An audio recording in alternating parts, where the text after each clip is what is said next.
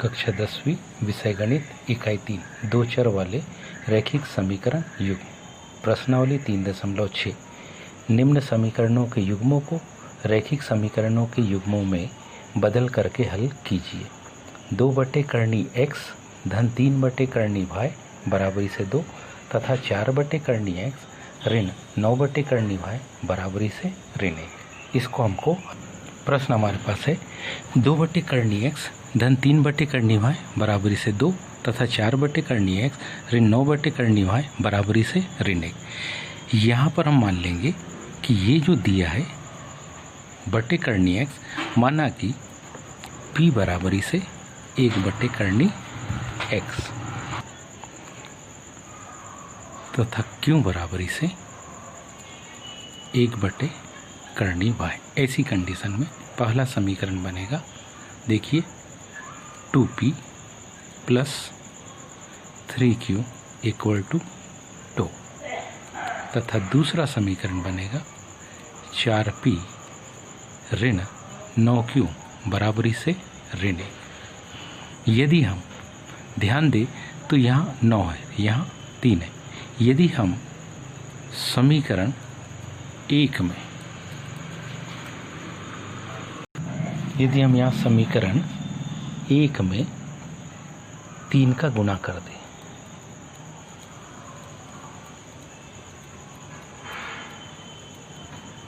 और उसको समीकरण 1 में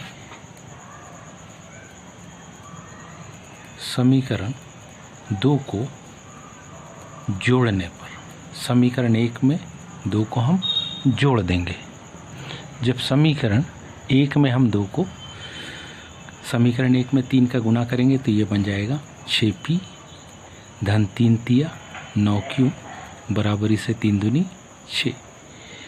समीकरण 1 में 3 का गुणा कर दिया, 2 हमारे पास है 4p ऋण 9q बराबरी से ऋण 1। हमने लिखा है जोड़ने पर, कोई भी प्रारंभिक चिन्ह परिवर्तित नहीं होगा। 9q से 9q घट गया, 6 और 4 दोनों का योग 10p। 6 में से 1 को घटाया, 6 में से 1 को घटाने पर आया 5। यदि हम p बराबरी से लिखे तो मान आएगा 5/10। 5/10, 5 एकम 5, 5 दूनी 10 यानी कि 1/2। इसी मान को हम समीकरण किस में 1 में रख देंगे। इस समीकरण 1 में हम किसके p के मान को रखेंगे।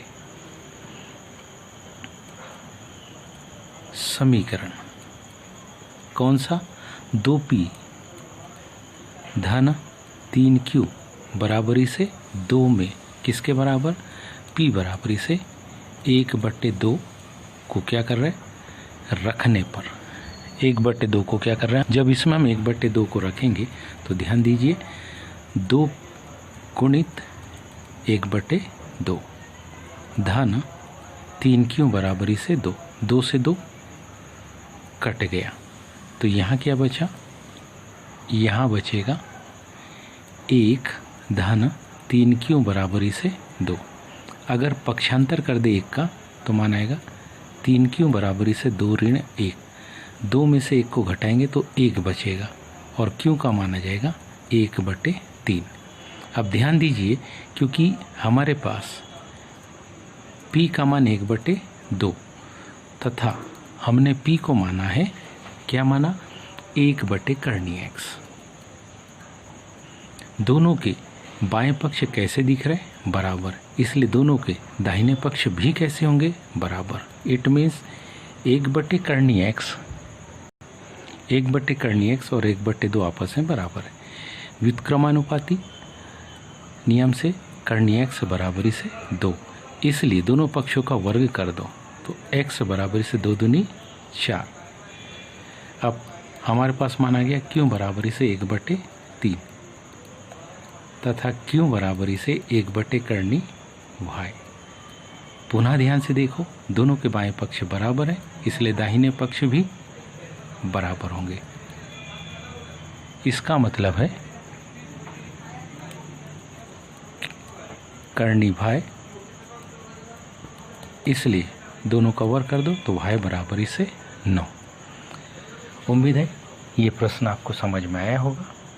आज के लिए इतना ही, शेष कल। धन्यवाद।